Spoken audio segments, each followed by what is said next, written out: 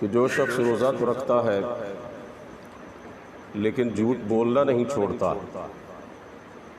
اور جھوٹ پہ عمل کرنا نہیں چھوڑتا تو اللہ تعالیٰ کو اس کی کوئی پرواہ نہیں ہے کہ وہ کھانا پینا چھوڑ دے، وہ بھوکا اور پیاسا رہے۔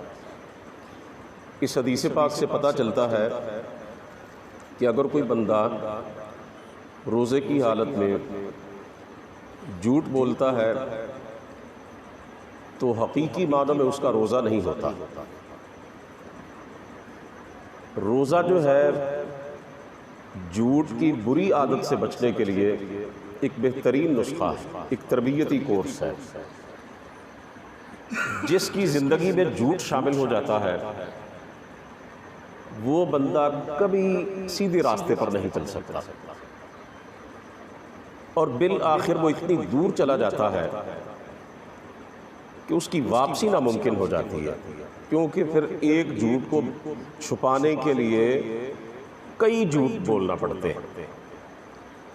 رسول کریم صلی اللہ علیہ وسلم نے فرمایا ایاکم والکذب، جھوٹ سے بچو، فإن الکذب یہدی الی الفجور، کیونکہ جھوٹ انسان کو برائی کی طرف لے کے جاتا ہے، والفجور یہدی الی النار، اور برائی انسان کو جہنم کی طرف لے کے جاتی ہے۔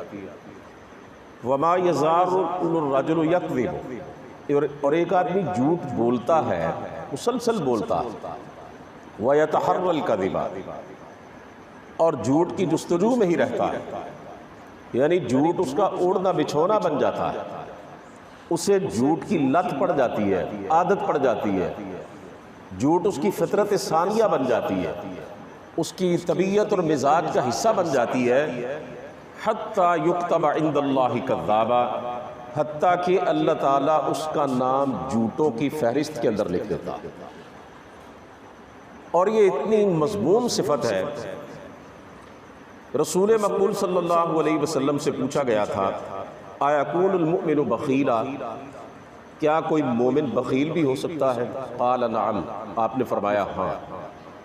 پھر پوچھا گیا ایکون المؤمن جبانا، کیا مومن بزدل بھی ہو سکتا ہے؟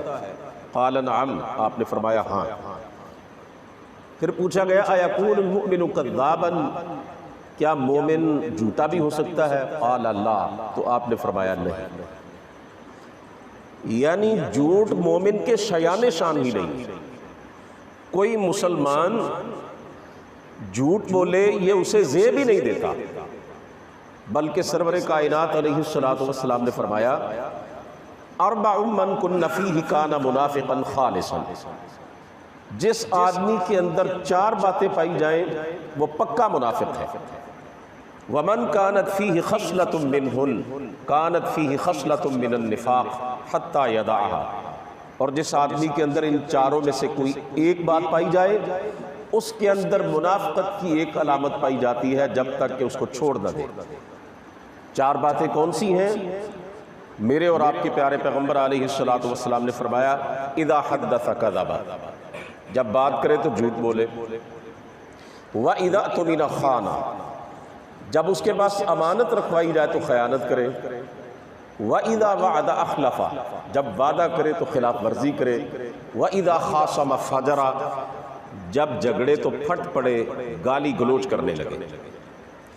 ایک حدیث پاک میں آپ صلی اللہ علیہ وسلم نے فرمایا آیت المنافق ثلاث، منافق کی تین علامات ہیں، وَإِنْ صَامَ أَوْ صَلَّى وَزَعَمَ أَنَّهُ مُسْلِمٌ، خواہ وہ نماز بھی پڑھتا ہو، روزے بھی رکھتا ہو، اور اپنے آپ کو مسلمان بھی سمجھتا ہو۔ تین باتیں آپ صلی اللہ علیہ وسلم نے بتلائیں، منافق کی تین نشانیاں گنوائیں۔ پہلی حدیث میں چار تھیں، اس میں تین ہیں، اور تینوں وہی ہیں جو پہلی حدیث پاک میں بھی آپ نے بیان فرمائی ہے، اذا حدث کذب واذا اؤتمن خان واذا وعد اخلف، کہ جب بات کرے تو جھوٹ بولے، وعدہ کرے تو خلاف ورزی کرے، اور جب اسے امین بنایا جائے تو پھر خیانت کرے۔ قرآن کریم کا آپ مطالعہ کریں تو آپ کو یہ الفاظ اللہ تعالیٰ کے پاک کلام کے اندر ملیں گے، فَنَجْعَلْ لَعْنَةَ اللَّهِ عَلَى الْكَاذِبِينَ، کہ جھوٹوں پر اللہ کی لعنت ہے۔ ہم نے جس پیارے پیغمبر کا کلمہ پڑھا ہے ان کے بارے میں آپ جانتے ہیں کہ اعلان نبوت سے پہلے 40 سالہ زندگی جو آپ نے مکہ مکرمہ کے اندر گزاری، جس میں آپ نے لوگوں سے لین دین بھی کیا، کاروبار بھی کیا، تجارت بھی کی، آپ لوگوں کے ساتھ معاملات بھی کرتے تھے، 40 سال کی طویل زندگی کے اندر آپ کے ارد گرد کے اور آپ کے شہر کے تمام لوگوں نے اس بات کا اقرار کیا تھا کہ ہم نے آپ کی زبان سے کبھی جھوٹ نہیں سنا۔ یاد ہے نا آپ کو وہ کوہ صفا پہ کھڑے ہو کر جب آپ نے سب لوگوں کو بلا کر اپنی دعوت اور اپنی نبوت کا اعلان کرنے سے پہلے یہ پوچھا تھا، حل وجدتمونی صادقا او کاذبا، میں اپنی دعوت اپنا پیغام تمہیں بعد میں سناؤں گا، پہلے تم یہ بتاؤ کیا میں نے کبھی جھوٹ بولا ہے؟ تم نے مجھے سچا پایا یا جھوٹا پایا؟ تو سب نے یک زبان ہو کر کہا تھا، ما جربناک الا صدقا، ہم نے آپ کو ہمیشہ سچا ہی پایا، جھوٹ کا تو شائبہ بھی آپ کی زندگی میں نہیں دیکھا۔ آپ صلی اللہ علیہ وسلم کو نبوت سے پہلے مکے کے لوگ صادق اور امین کہہ کر بلایا کرتے تھے، یعنی سچا اور دیانتدار۔ ایک مسلمان کو رسول کریم صلی اللہ علیہ وسلم نے اتنا باوقار بنایا ہے کہ اسے مذاق میں بھی جھوٹ بولنے کی اجازت نہیں دی ہے۔ آپ نے فرمایا انا زعیم ببیت فی وسط الجنہ لمن ترک الکذب وان کان مازحا، میں جنت کے درمیان میں اس شخص کو ایک محل کی ضمانت دیتا ہوں جو جھوٹ سے اس قدر کنارہ کش ہو جاتا ہے کہ مذاق میں اور ہنسی کے اندر بھی جھوٹ بولنا چھوڑ دیتا ہے، یعنی خوش طبعی کی باتوں کے اندر بھی جھوٹ نہیں بولنا چاہیے، چاہے جائے کہ زندگی کے سنجیدہ معاملات میں جھوٹ بولا جائے۔ بدقسمتی سے ہمارے معاشرے کے اندر جھوٹ ایک ناسور کی حیثیت اختیار کر چکا ہے، خاص طور پر کاروباری طبقہ جو ہے، تاجر طبقہ جو ہے، الا ماشاء اللہ بہت کم لوگ اس سے بچے ہوئے ہیں۔ کاروباری لوگ تو یہاں تک کہتے سنائی دیتے ہیں کہ جناب جب تک جھوٹ نہ بولے کاروبار میں نفع ہی نہیں ہوتا، کام چلتا ہی نہیں ہے جب تک جھوٹ نہ بولے۔ اللہ کی ذات پر بھروسہ نہیں ہے، جھوٹ پر بھروسہ کیا جاتا ہے۔ اسی طرح یہ بھی ایک بڑی بدقسمتی ہے کہ ہمارے ملک کے جو حکمران ہیں وہ سب سے بڑے جھوٹے ثابت ہوتے ہیں ہر دور کے، اور بعض اوقات یہاں تک کہنا شروع کر دیتے ہیں۔ ایک سابقہ صدر سے پوچھا گیا کہ آپ نے فلاں وعدہ کیا تھا، اب وہ پورا نہیں کیا، تو کہنے لگا میں نے کوئی حدیث کیا حدیث تھی، آپ اندازہ کیجیے۔ اور موجودہ حکمران یہ کہتا ہے کہ جناب جو یو ٹرن نہیں لیتا یعنی جھوٹ نہیں بولتا وہ تو لیڈر ہی نہیں ہوتا، اور اللہ کے رسول فرما رہے ہیں کہ مومن جھوٹا ہو ہی نہیں سکتا۔ قیامت کے دن جن 3 آدمیوں کی طرف اللہ تعالیٰ نظر رحمت نہیں ڈالیں گے، جن کو پاک نہیں کریں گے گناہوں سے، جن سے کلام کرنا گوارا نہیں کریں گے، ان میں سے ایک آدمی بھلا کون ہے؟ مالک کذاب، جھوٹا حکمران۔ اس لیے ہمیں جھوٹ سے بچنا ہوگا، اور یہ جھوٹ سے بچنے کی بہترین ٹریننگ ہے جو روزے کی صورت میں اللہ رب العزت نے ہمیں عطا کی ہوئی ہے۔ اس لیے عزیز بھائیوں سچائی کو اپنانا ہے۔ کل انشاءاللہ العزیز سچ کے بارے میں اختصار کے ساتھ آپ کی خدمت میں کچھ عرض کروں گا۔ ایک مختصر سی بات آپ کے گوش گزار کرنا چاہتا ہوں۔ ایک عورت اپنے چھوٹے سے بچے سے کہہ رہی تھی، بیٹا میرے پاس آؤ میں تمہیں فلاں چیز دوں گی۔ مائیں اپنے بچوں سے کہتی ہیں نا، چھوٹے چھوٹے بچوں سے لاڈ پیار میں کہ آؤ میرا بیٹا میرے پاس، تمہیں فلاں چیز دوں گی۔ تو اللہ کے رسول نے پوچھا کیا تمہارے پاس وہ چیز ہے؟ اس نے کہا ہاں۔ فرمایا اگر وہ چیز نہ ہوتی تو یہ تمہارا جھوٹ لکھا جاتا۔ آج کل بچوں کو جھوٹ کی تربیت ہم خود دیتے ہیں۔ بعض لوگ ایسا کرتے ہیں، دروازے پر دستک ہو، علم میں ہوتا ہے کہ فلاں شخص سے وعدہ کیا ہوا تھا، کوئی کمٹمنٹ تھی کہ فلاں وقت پہ تم میرے گھر آنا تو یہ معاملہ نمٹا لیں گے۔ اندازہ ہوتا ہے کہ وہی ہے، چھوٹے سے بچے سے کہا جاتا ہے جا کے اس سے کہو کہ میں گھر پہ نہیں ہوں۔ وہ بچہ جا کے کہتا ہے ابو کہتے ہیں میں گھر پہ نہیں ہوں۔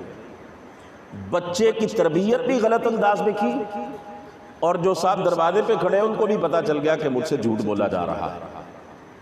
تو میرے بھائیوں روزہ جو ہے یہ صرف کھانے پینے سے رکنے کا نام نہیں ہے، یہ صرف معدے کا پیٹ کا روزہ نہیں ہے، یہ زبان کا روزہ ہے، ہاتھ کا روزہ ہے، پاؤں کا روزہ ہے، یہ دل دماغ کا روزہ ہے۔ یہ اللہ رب العزت کی ہر بغاوت سے اور ہر معصیت سے بچنے کا ایک بہترین تربیتی کورس ہے جو ہمیں دیا گیا ہے۔ اللہ تعالیٰ سے دعا ہے کہ وہ ہمیں روزوں کے فیوض و برکات سے صحیح معنوں میں استفادہ کرنے کی توفیق عطا فرمائے۔ بسم اللہ الرحمن الرحیم، والصلاة والسلام علی رسولہ الکریم وعلی آلہ واصحابہ اجمعین۔ الہ العالمین ہمیں جھوٹ سے بچنے کی توفیق عطا فرما، مولا کریم ہمیں سچائی کے راستے پر چلنے کی توفیق نصیب فرما۔ الہ العالمین ہمیں اپنے ہاں اپنے سچے بندوں کے اندر شامل فرما۔ یا اللہ ہمارے روزوں کو قبول فرما اور ہماری تمام عبادات کو اگرچہ اللہ ناقص ہیں لیکن اپنی رحمت سے شرف قبولیت سے ہمکنار فرما۔ الہی ہمارے بیماروں کو شفا عطا فرما، جتنے بھی ہمارے چھوٹے بڑے ماں باپ بہن بھائی گھروں میں یا اسپتالوں میں بیمار پڑے ہوئے ہیں سب کو مستقل مکمل اور جلد صحت عطا فرما۔